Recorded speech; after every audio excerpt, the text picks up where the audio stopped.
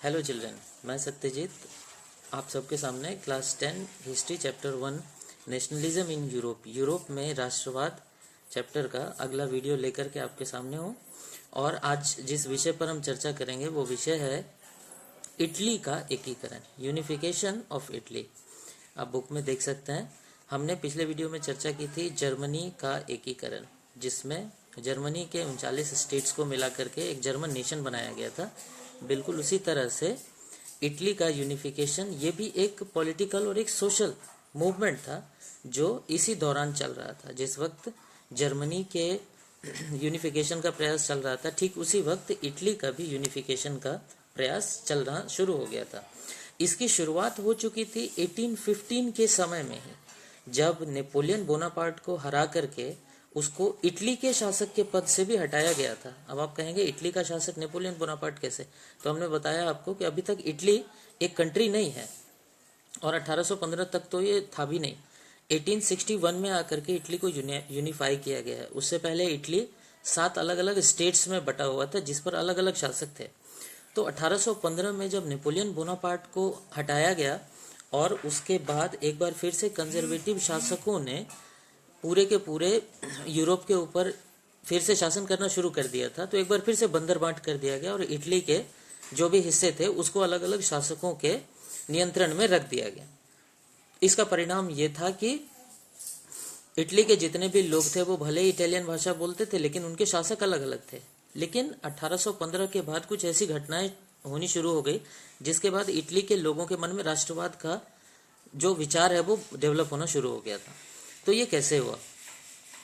1815 के बाद इटली में कई बार ऐसी सिचुएशंस आई जिसमें इटली के लोगों को यूनाइट करने की कोशिश की गई, जिसमें सबसे पहली कोशिश की थी जुसेप्पे मेज़्ज़िनी ने।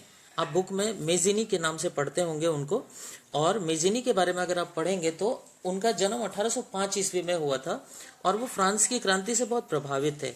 वो एक नोबल फैमिली में उनका जन्म हुआ था। उनके पिता डॉक्टर थे। बचपन से ही वो क्रांति संबंधित चीजों के बारे में पढ़ा करते थे। और उस वक्त जो रिवॉल्यूशनरी ऑर्गेनाइजेशंस इटली में बन रहे थे उसमें से एक बहुत महत्वपूर्ण रिवॉल्यूशनरी ऑर्गेनाइजेशन था, क्रांतिकारी संगठन जिसे कहते हैं हम, वो था कार्बोनरी।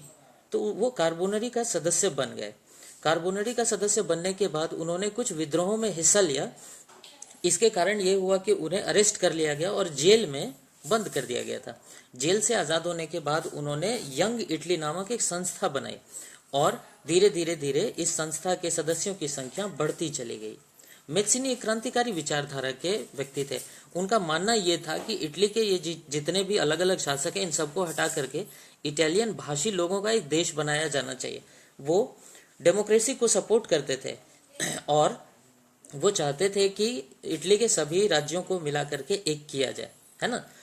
उसके बाद उन्होंने राष्ट्रवाद के संदेश को लोगों तक पहुंचाना शुरू किया और उन्होंने कई अलग अलग क्रांतिकारी गतिविधियों में भी हिस्सा लिया, जिसके बाद जितने भी लोग थे इटली के उनके मन में ये संदेश फैलना शुरू हो गया कि हमें भी अपने देश को यूनाइट करने की कोशिश करती रहनी चाहिए। तो ये था जुसेप्पे मेज़्ज़िनी का इटली के यूनिफिकेशन में योगदान। अब हम आगे बढ़ते हैं 1815 के बाद की घटनाओं पर। 1830 में फ्रांस में एक बार फिर से क्रांतिकारी गतिविधि हुई थी, जिसमें वहां जो ऑटोक्रेटिक सरकारें थी, जो कंजर्वेटिव सरकारें थी, उन कंजर्वेटिव सरकारों को हटा दिया गया और वहां पर एक कॉन्स्टिट्यूशनल मोनार्की बनाई गई। ये कॉन्स्टिट्यूशनल मोनार्की भी बहुत सक्सेसफुल नहीं थी। लोग भूख और अन्य समस्याओं से लड़ रहे थे। 1848 में फ्रांस के लुइस फिलिप जो शासक थे उनको उनके पद से हटा दिया गया और फ्रांस को एक रिपब्लिक बनाया गया। ये एक बार फिर से पूरे यूरोप के लिए एक बड़ा संदेश था कि देखो, भले ही कोई बड़ा शासन है, वो जबरदस्ती जनता के ऊपर शासन तब तक इतने लंबे समय तक नहीं कर सकता, उसे एक न एक दिन हटना पड़ता है। और लोगों ने ही फ्रांस में ऐसा किया था। तो इटली के लोगों के मन में एक बार फिर से ये भावना आ गई कि हमें एकजुट होना पड़ेगा। तो चलिए, इसके बाद क्या हुआ? 1848 में पूरे यूरोप में कई जगहों पर क्रांति हुई। 17-18 जगहों पर क्रांति हुई थी, जिसमें इटली में भी ऐसा होना शुरू हो गया था। अब इटली के बारे में थोड़ा सा जो उसका शासन का तरीका था वो समझ लीजिए। 1815 में वियना की संधि के बाद जो नॉर्दर्न इटली था उसके ईस्ट वाले हिस्से को ऑस्ट्रिया के नियंत्रण में रख दिया गया था। जो सेंट्रल इटली था, जिसको पापल स्टेट्स कहा जाता था, जिसमें रोम भी आता है। रोम आपको मालूम होगा, रोम पूरे यूरोप के कल्चर का एक बहुत महत्वपूर्ण केंद्र माना जाता है। वहाँ की हिस्ट्री, वहाँ का कल्चर, वहाँ का आर्ट, वहाँ का लैंग्वेज, ये सारी चीज़ें एक इंस्पिरेशन हुआ करती थी पूरे इटालियन लोगों के लिए। लेकिन ये जो रोम के आसपास वाला हिस्सा है, आप जानते होंगे कि रोम के अंदर ही एक रोम जो इटली की राजधानी है, उसी रोम राजधानी के अंदर एक स्वतंत्र देश है जिसे वेटिकन सिटी कहा जाता है। तो रोम का जो ये क्षेत्र था, ये पोप के द्वारा शासन किया जाता था। इसे पापल स्टेट्स कहते थे। यानी दो शासक हो गए। पहला हो गया नॉर्थ ईस्ट वाला हिस्सा ऑस्ट्रिया के कब्जे में था। जो सेंट्रल इटली वाला हिस्सा था वो उस पर पोप का शासन चलता था, चूंकि वेटिकन सिटी वहां मौजूद है। और जो साउदर्न वाला हिस्सा था, वो साउदर्न हिस्सा शासन किया जाता था उसके ऊपर बर्बन डायनेस्टी के लोगों के द्वारा। ये बर्बन डायनेस्टी फ्रांस वाली नहीं थी, स्पेनिश बर्बन डायनेस्टी के लोग थे। कुछ, चूंकि ये बर्बन डायनेस्टी फ्रांस और स्पेन दोनों में ही फैली हुई थी, तो फ्रांस का भी थोड़ा बहुत प्रभाव था इसके ऊपर। तो देखिए, एक नेशन नहीं था इटली, ये अलग अलग स्टेट्स का ग्रुप था जिसके ऊपर अलग अलग शासक हुआ करते थे। अब इन सभी को जोड़ने की कोशिश की जानी थी। इसमें जब मेत्सिनी के आंदोलनों का प्रभाव कम होना शुरू हो गया, तो ये जो अलग अलग राज्य थे, इन राज्यों में एकमात्र राज्य सार्डिनिया, जिसका शासक था Victor Emmanuel second. Victor Emmanuel second ने मेत्सिनी के क्रांतिकारी आंदोलनों को असफल होते हुए देखा और उसने कहा कि चूंकि मैं एक इटालियन भाषी शासक हूं और एकमात्र राज्य के ऊपर मेरा शासन है, और ये जो बाकी अलग अलग राज्य हैं, ये मेरी जिम्मेदारी बनती है कि अब मैं इन राज्यों को एक करूं। समझिए, एक 7 अलग अलग राज्यों वाला एक देश, जो देश बना नहीं है, अभी यूनाइटेड नहीं हुआ है, जिसके ऊपर अलग अलग शासक हैं, उनमें से एकमात्र शासक जो इटालियन भाषा बोलता है, विक्टर इमैनुअल सेकंड, वो तय करता है कि अब राष्ट्रवाद की चिंगारी को आगे बढ़ाने की जिम्मेदारी मेरी है। और इसमें वो हाथ जो इसमें जो उसका हाथ बटाता है वो है उसका मुख्यमंत्री। उस मुख्यमंत्री का पूरा नाम आप बुक में पढ़ेंगे, काउंट कैमिलो डी कावूर नाम था। 1810 ईस्वी में इनका जन्म हुआ था और वो संसदीय प्रणाली से बहुत प्रभावित थे।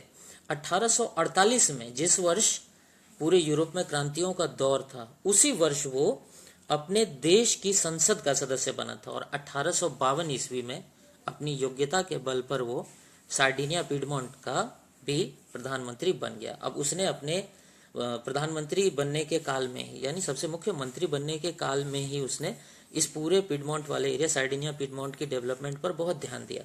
वो ये मानता था कि जब तक हम यूनाइटेड नहीं होंगे, हम अपने देश को डेवलप नहीं कर सकेंगे। उसने कई डेवलपमेंट के काम किए। उसने बिजनेस को डेवलप कर दिया, उसने ट्रांसपोर्टेशन सिस्टम डेवलप कर दिया, उसने इकोनॉमी को फ्री कर दिया, सेना और एजुकेशन के क्षेत्र में भी उसने बहुत सारे काम किए। बहुत सारे अलग अलग लोगों का सपोर्ट मिला उसको। और इसके बाद अब उसने ये सोचा कि क्यों ना मैं भी अपने जो शासक हैं विक्टर इमैनुअल सेकंड, क्यों ना उनकी मदद करके इटली के सारे स्टेट्स को यूनाइट करने की कोशिश करूं। चलिए, तो अब इटली का यूनिफिकेशन का दौर शुरू होता है। अब कावूर बहुत अच्छी फ्रेंच भाषा बोलता था, तो उसने क्या किया, उसने फ्रांस की सेना की मदद लेकर के ऑस्ट्रिया के खिलाफ, जो ऑस्ट्रिया नॉर्थ ईस्ट में शासन करता था, उसके खिलाफ उसने फ्रांस को तैयार कर लिया। अब इसके बाद फ्रांस के साथ युद्ध में वो एकजुट हो गया ऑस्ट्रिया के खिलाफ, और 1859 ईस्वी में दोनों ही पक्षों के बीच युद्ध शुरू हो गया। यानी इटालियन सेनाएं, फ्रेंच सेनाएं एक साथ, और उनके अगेंस्ट थी ऑस्ट्रिया। ऑस्ट्रिया को हरा दिया गया। ऑस्ट्रिया वाले हिस्से को, जो ऑस्ट्रिया के नियंत्रण में था, उन स्टेट्स को अब इटली के शासक ये विक्टर इमैनुअल सेकंड ने अपने कब्जे में ले लिया। चलिए, अब ये नीचे की तरफ बढ़े, नीचे मतलब दक्षिणी इटली की तरफ बढ़े। जब ये सेंट्रल इटली की तरफ बढ़े, तो वहां की जो जनता थी, वो जो रोम के शासन में, रोम के आसपास वाले हिस्से में रहती थी और पोप के शासन को मानती थी, वहां पर एक रेफरेंडम आयोजित किया गया। रेफरेंडम, यहाँ कोई युद्ध नहीं लड़ा गया था। यहाँ के लोगों ने स्वयं ही ये तय किया कि हम अब विक्टर इमैनुअल सेकंड को अपना शासक मानते हैं, क्योंकि वो विक्टर इमैनुअल के बारे में जान चुके थे। उन्होंने जाना कि कैसे विक्टर इमैनुअल सेकंड ने अपने प्रधानमंत्री के साथ मिलकर के ऑस्ट्रिया के कब्जे से एक इटालियन राज्य को मुक्त कराया। तो अब इन सब लोगों ने मिलकर के एक जनमत संग्रह किया, रेफरेंडम कहते हैं उसे, लोगों के विचारों को इकट्ठा किया जाना रेफरेंडम कहा जाता है। तो एक रेफरेंडम किया गया यहाँ, और यहाँ के लोगों ने कहा कि अब हम पोप के शासन को नहीं मानेंगे, हम विक्टर इमैनुअल सेकंड को अपना शासक मानते हैं। तो देखिए, नॉर्दर्न इटली और सेंट्रल इटली, ये ऑटोमेटिकली विक्टर इमैनुअल सेकंड को अपना शासक मानना शुरू कर दिया इन्होंने। अब रह गया दक्षिणी हिस्सा। दक्षिणी हिस्सा जहां पर किंगडम ऑफ टू सिसिलीज हुआ करता था। किंगडम ऑफ टू सिसिलीज यहां पर शासन करते थे बर्बन डायनेस्टी के लोग, है ना। अब इस साउदर्न इटली वाले हिस्से पर, ये साउदर्न इटली है, इसके बाद नीचे आप देखेंगे मेडिटेरेनियन सी शुरू हो जाता है, भूमध्य सागर शुरू हो जाता है। तो ये जो दक्षिणी हिस्सा है इटली का, यहाँ पर शासन था बर्बन डायनेस्टी के लोगों का, जो स्पेनिश बर्बन डायनेस्टी के लोग थे। अब इसी क्षेत्र को जीतना जरूरी था। इस क्षेत्र को जीतने के लिए जिस व्यक्ति ने सबसे ज्यादा मदद की विक्टर इमैनुअल सेकंड की, उसका नाम था जूसेप्पे गैरिबाल्डी। अब गैरिबाल्डी के बारे में थोड़ा सा जान लीजिए। गैरिबाल्डी मेज़िनी और कैमिलो डी कावुर, जो पीडमोंट का प्रधानमंत्री था, इन दोनों के ही कंटेम्पररी था वो, मतलब समकालीन था। इसका जन्म 1807 ईस्वी में हुआ था। वो एक कुशल नाविक था। उसने कई क्रांतिकारी विद्रोह में हिस्सा भी लिया था और उसे आजीवन कैद की सजा भी सुनाई गई थी, लेकिन वो भाग गया और भाग करके वो एक्साइल में था, वो देश से बाहर था। और वहां से बाहर जाकर के उसने बहुत सारे पैसे कमाए और पैसा इकट्ठा करके वो वापस अपने कंट्री आया। कंट्री आने के बाद अब उसने जब अपने देश में देखा, वो 1848 में आया इटली, उसने देखा कि जब उसके देश को यूनाइट करने की कोशिश की जा रही है, वहां के सारे स्टेट्स को यूनाइट करने की कोशिश की जा रही है, तो उसने जोर शोर से इसमें हिस्सा लेना शुरू कर दिया। उसने अपने साथ बहुत सारे वॉलंटियर्स, आर्म्ड वॉलंटियर्स को इकट्ठा किया और उसका नाम रखा उसने रेड शर्ट्स। गैरिबाल्डी की जो प्राइवेट आर्मी थी उसका नाम था रेड शर्ट्स, लाल कुर्ता। तो इन रेड शर्ट्स के साथ मिलकर के उसने दक्षिणी इटली के जो राज्य थे, जो किंगडम ऑफ टू सिसिलीज कहे जाते थे, इसमें उसने बर्बन डायनेस्टी के शासकों के ऊपर हमला कर दिया। बर्बन डायनेस्टी के जितने भी शासक थे वहां से वो भाग गए, और जब विक्टर इमैनुअल उत्तरी इटली से मध्य इटली होते हुए जब दक्षिणी इटली की तरफ आया, जब वो अपने विजय अभियान को आगे बढ़ाते हुए आया, तो गैरिबाल्डी ने उसका स्वागत किया और उसे बताया कि वो दक्षिणी इटली के हिस्से पर भी कब्जा कर चुका है, और उसने विक्टर इमैनुअल को दक्षिणी इटली की जिम्मेदारी सौंप दी। इस तरह 1861 ईस्वी के आते आते तक नॉर्दर्न इटली के हिस्से से लेकर के साउदर्न इटली तक का हिस्सा विक्टर इमैनुअल सेकंड के नियंत्रण में आ गया। तो ये इटली का यूनिफिकेशन इसी प्रोसेस को कहते हैं। ऑन द 18th of फरवरी 1861, 18 फरवरी 1861 को इटली के ज्यादातर स्टेट्स को आपस में मिला लिया गया था। ध्यान दीजिएगा, अभी भी कुछ हिस्से ऐसे थे जिनके ऊपर विक्टर इमैनुअल सेकंड का शासन नहीं था। ये बाद में इटली में मिलाया गया था इसको। 1870 ईस्वी के आसपास आकर के विक्टर इमैनुअल सेकंड ने रोम पर कब्जा किया था, लेकिन चूंकि 1861 तक इन ज्यादातर राज्यों को उसने जीत लिया था, इसीलिए इटली का यूनिफिकेशन प्रोसेस 1861 को ही माना जाता है, जब यूनिफाइड इटली का शासक बनाया गया था विक्टर इमैनुअल सेकंड को। तो आप कह सकते हैं कि 18 फरवरी 1861 को इटली को यूनिफाई माना गया। कुछ हिस्सों को छोड़ दिया जाए, अभी भी कुछ हिस्से ऑस्ट्रिया के पास थे। एक छोटा सा हिस्सा था वेनेशिया, वो अभी भी ऑस्ट्रिया के पास था। और रोम वाला हिस्सा 1870 में जाकर के 1870 में जाकर के विक्टर इमैनुअल सेकंड ने रोम के ऊपर कब्जा किया था। तो इटली के कुछ हिस्से अभी भी ऐसे भी थे जिन्होंने फर्स्ट वर्ल्ड वॉर के बाद जाकर के इटली का हिस्सा मानना स्वीकार किया था। तो इस तरह से इटली का यूनिफिकेशन हो गया। सबसे महत्वपूर्ण व्यक्ति जो इस पूरी की पूरी प्रक्रिया में माना जाता है वो सार्डिनिया पिडमोंट का जो प्राइम मिनिस्टर था, काउंट कैमिलो डी कावुर, और उसके साथ ये 2-3 लोग, जो एक पूर्व क्रांतिकारी रह चुका था जूसेप्पे मेज़िनी, और एक दूसरा क्रांतिकारी जूसेप्पे गैरिबाल्डी, और इन सभी के का जो लीडर था वो था विक्टर इमैनुअल सेकंड। तो इस तरह से आपने पढ़ा इटली का यूनिफिकेशन कैसे हुआ। अगर आपको इस चैप्टर से संबंधित, इस टॉपिक से संबंधित कोई क्वेश्चन है तो आप हमें कमेंट करके बता सकते हैं, या फिर आप मुझे मेरे ईमेल एड्रेस chunnusatyajit@gmail.com पर मेल करके भी अपने क्वेश्चंस पूछ सकते हैं।